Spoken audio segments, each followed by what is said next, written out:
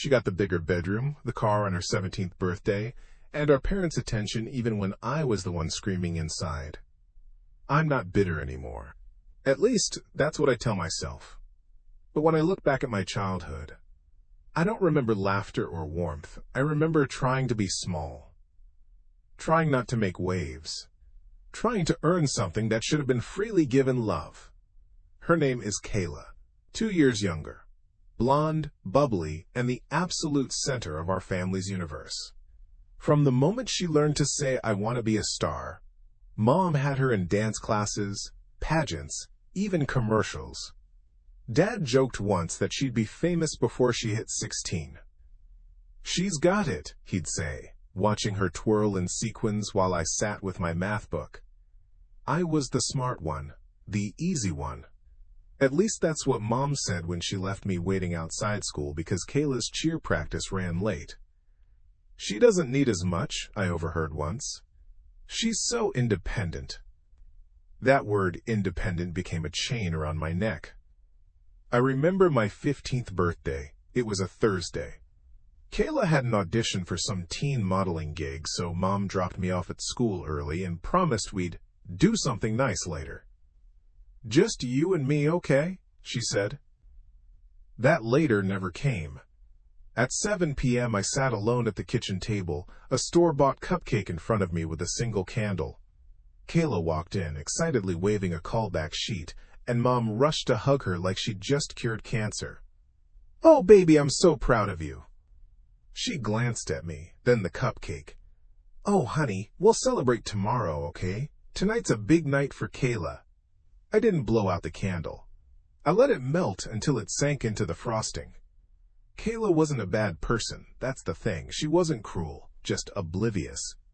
She'd ask if I wanted to borrow her clothes, if I needed help curling my hair. I think in her own way she thought we were close. But she never noticed that I flinched when people praised her in front of me. She never saw how I avoided mirrors before school dances. And she never once asked why I never invited Mom to my debate competitions, or why Mom never came. When I graduated high school as valedictorian, I had to beg my parents to attend the ceremony. "Kayla's finals are the same week," Mom said. "We'll try, sweetheart, but you know how stressful this is for her." Dad did show up. He clapped politely when I gave my speech. Kayla wasn't there. I gave the speech for myself. I packed for college alone. And when I left, nobody cried, not even me. College felt like freedom, like the first breath after being underwater too long. No one there knew me as Kayla's sister. No one compared us. I was just me. Emma, with the 8 a.m. ethics lectures, black coffee addiction, and quiet desperation to matter somewhere. My roommate Tara noticed how I flinched when someone knocked unexpectedly, or when I heard a mom's voice on the phone in the common room. "You okay?" she asked one night, when I nearly dropped a plate at the sound of a ringtone. I shrugged. "Just tired." She didn't press. But she started inviting me to her family's house for holidays. Her mom sent me care packages. I cried the first time I opened one, not because of the snacks, but because someone had written my name on a tag. I didn't go home much that first year. When I did, it was like stepping back into a play where everyone knew their lines, except me. Kayla was taking acting classes. She'd been scouted by someone online, probably a scam, but Mom was thrilled. "She's going to be big, Emma, you'll see." Dad barely looked up from his iPad when I walked in. "Hey, kiddo, you still doing that psychology thing?" It was philosophy, actually, but I said yes. Things shifted a bit in my second year. I met someone. His name was Daniel. Soft-spoken, warm eyes, the kind of guy who asks before touching your hand. We met in an ethics seminar and bonded over being the only two who actually did the readings. He liked old movies and baked when he was stressed. He wasn't flashy or loud, just safe. When I told Mom about him during a rare call, her tone was flat. "Oh, well, is he cute?" "He's kind," I said. She hummed. "That's nice. Kayla just started seeing this guy who manages a gym. He's so hot, you should see the pictures. I stopped telling her things after that. The next time I went home was for Thanksgiving. Daniel came with me. I warned him. They'll fawn over Kayla. Don't take it personally. He laughed. Babe, I'll survive. He didn't understand. Not yet. Kayla was radiant, as always. Her new boyfriend, Brad, was the loud, cocky type, who talked over everyone and complimented Mom's cooking in a way that felt rehearsed. Dad loved him. Daniel tried to help set the table. Mom asked him not to touch the good dishes. When I offered to help cook, she said, "Just sit, sweetheart. You've always been more of an observer." That line stung more than I expected. After dinner, Kayla showed everyone a new Instagram video. Some brand had reposted her dance routine. Mom practically squealed. "You're gonna be famous, baby." No one asked how school was going for me. Daniel squeezed my hand under the table. Later, in the guest room, he looked at me and whispered, "You weren't exaggerating." I blinked back tears. "They don't see me." He brushed hair from my face. "I do." That night, I made a decision. I wasn't going to keep showing up for people who never saw me. After that Thanksgiving, I pulled back. No big declarations, no angry texts, just silence. I stopped calling, stopped sending updates. I didn't go home for Christmas. I told Mom I had finals. I didn't.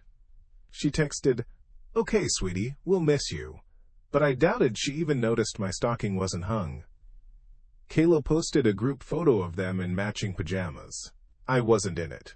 No one asked why.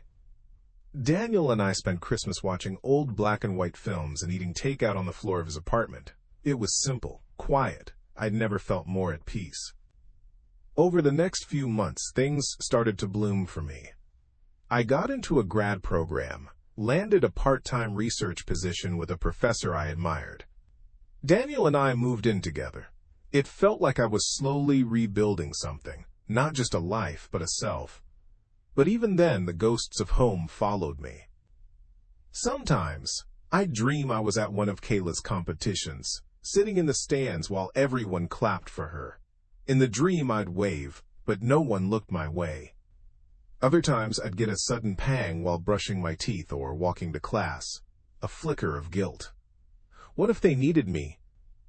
What if they finally missed me and I wasn't there? But nothing came. No calls, no letters, no "Where have you been?" Just the occasional forwarded meme from Mom with a generic LOL or a heart emoji. Then, one evening, I got a call from Kayla. I almost didn't pick up. Her voice was small. "Emma, do you have a minute?" I was so surprised I just said yeah. She hesitated. "Are you mad at me?" The question caught me off guard. "I'm not mad," I said slowly. "I just stopped waiting to matter." Silence. "I didn't know you felt that way," she said. "You always seemed fine. You were the strong one." That word again. "Being quiet isn't the same as being okay, Kayla." She sniffled. She never really saw you, did she?" I didn't answer. She apologized. For being blind. For not asking questions. For never standing up for me. "I don't know how to fix it," she said, "but I want to try." It was the first real conversation we'd ever had. The next day, I got a text from Mom. "Kayla said you two talked. I'm glad. We should talk too." I stared at the screen for a long time. Then I locked my phone. Not yet. Mom called twice that week. I didn't pick up. Then she sent a message. "I know I haven't been the mother you needed. I want to understand when you're ready." Part of me wanted to scream. Now she wanted to understand? After years of being invisible? After birthdays forgotten and achievements brushed off? Daniel noticed me staring at my phone and asked, "Are you okay?" I told him the truth. I don't know if I want her to understand. I think I just wanted her to care back then. He nodded. "You don't owe anyone your healing timeline." I sat with the message for days, let it marinate. Eventually, I wrote back, "We can talk, but I need you to listen." We set a date, Sunday, 2 p.m. a phone call, not ready for in-person. When the phone rang, I took a breath and answered.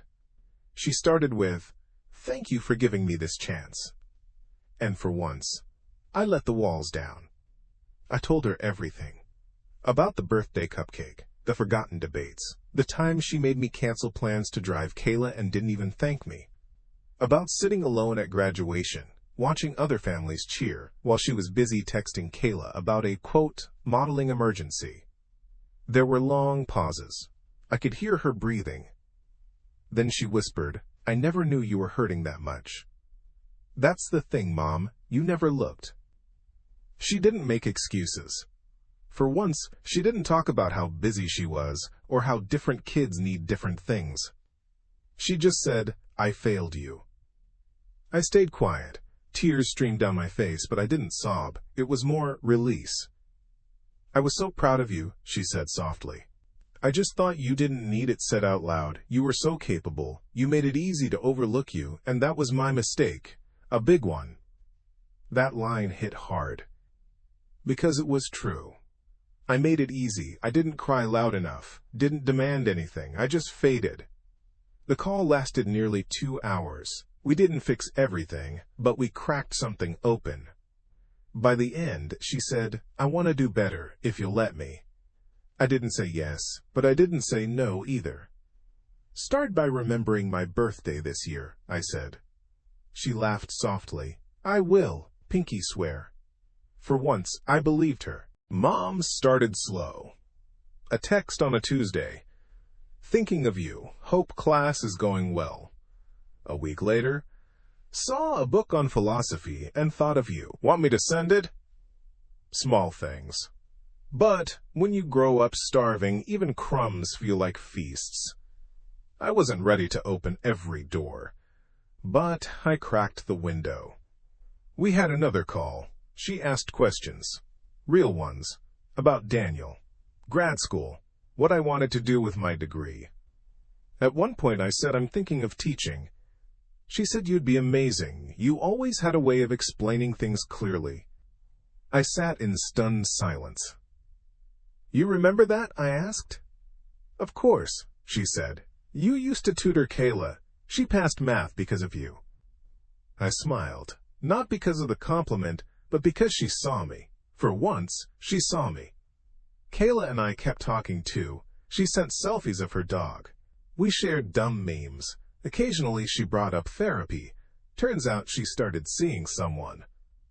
I realized I've been chasing approval for so long, I forgot to ask if I liked myself, she said. That one stuck with me. A few months passed. One morning I got a call from my dad. A rare occurrence.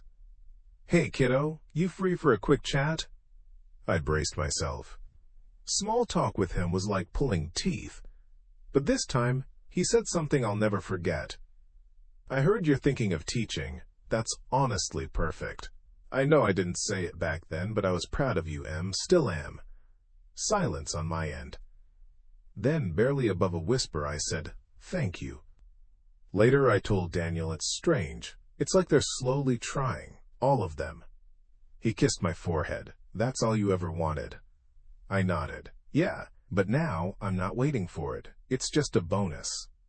And that was the difference. It was my birthday, 27th. I wasn't expecting much. A dinner with Daniel, maybe a cupcake with a candle, full circle from that lonely night at 15.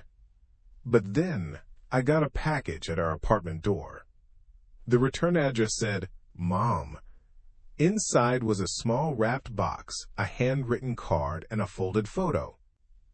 The card read, "Dear Emma, I know I've missed too many of your birthdays. This time I wanted to be early. You always loved quiet things. Books, tea, calm. You were never loud, but you were always strong. I'm sorry it took me this long to realize how much I lost by not paying attention. I can't go back, but I can be different now, if you'll let me. Love." Mom. I opened the box.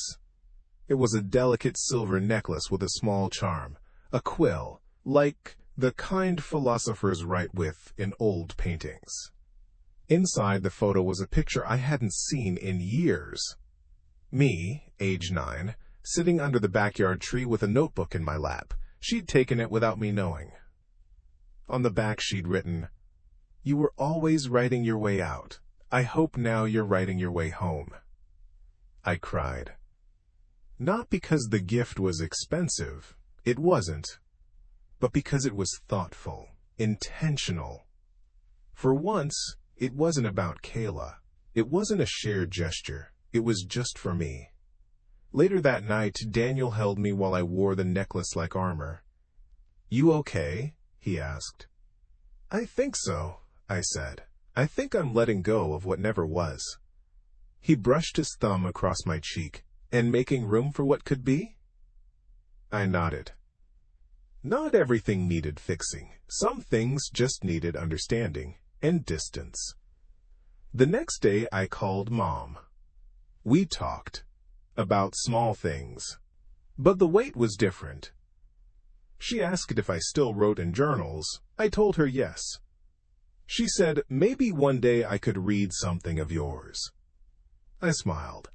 Maybe. A year later, I stood in front of a classroom full of first-year students. My first semester as a lecturer. It was nerve-wracking and surreal to finally be where I never thought I'd belong. Teaching philosophy, sharing thoughts, being heard. After class, one of my students lingered. "You make things make sense," she said. "I used to hate this subject, but now I think I get it." I smiled. Sometimes we just need someone who explains it differently. She nodded and left. And I sat at my desk, hands shaking a little, from adrenaline, but also something deeper. Satisfaction, wholeness. That weekend, I visited home. Kayla greeted me with a tight hug. "You look like a professor now," she joked. Mom had baked a cake, vanilla my favorite. There were no big announcements, no dramatic apologies. But when she handed me a cup of tea, she said quietly, "I've been trying to read more. Started that book you recommended." And that meant more than anything else. Later, after dinner, she pulled out a small photo album she'd made. On the first page was that same backyard photo, me writing under the tree. The title? Emma, the quiet one who was never truly quiet. Page after page showed snapshots of me I'd never even seen. Spelling bee ribbons, a printout of my graduation speech, a photo of me and Daniel from Facebook. "You kept these?" I asked, stunned. She looked down. I was watching. I just wasn't seeing. It didn't fix everything. There are still moments I wonder what might have been if they'd loved me loudly then. But now, I love myself loudly. And the people in my life, the ones who stayed, the ones who showed up later, they do too. I'm not the forgotten sister anymore.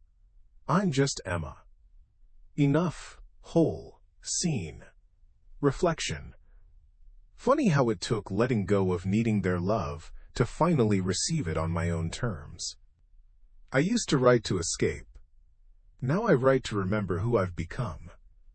And I never needed to be the loudest in the room. I just needed someone to finally listen.